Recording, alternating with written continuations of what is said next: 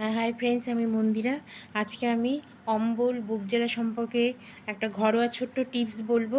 হাতের কাছে ওষুধ নেই, কিন্তু তোমরা খেতে বসেছো, কিন্তু হাতের কাছে ওষুধ নেই, প্রচণ্ড অম্বল, বুক জ্বালা হচ্ছে, খেতে পাচ্ছ না, কি করবে? খাবারটা খাবে না? অবশ্যই খাবে। কি করবে?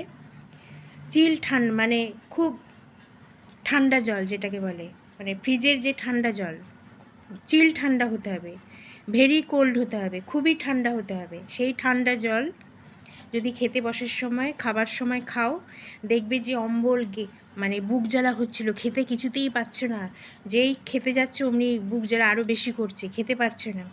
সেই সময় একটু ঠান্ডা জল, খুবই ঠান্ডা হতে হবে, এমন নয় যে হালকা ঠান্ডা, বেশি ঠান্ডা হতে হবে।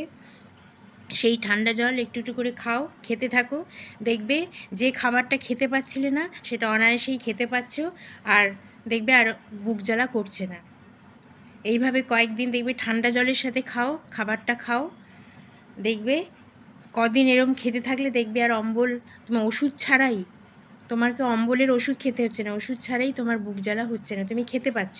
আগে যেমন খেতে পাচ্ছিলে না, ঠান্ডা জলের সাথে খাবার খাওয়ার পর থেকে দেখবে তোমার ওষুধ না ছাড়াই তুমি আস্তে আস্তে তুমি খেতে পাচ্ছ, তোমার আর অম্বল হচ্ছে না।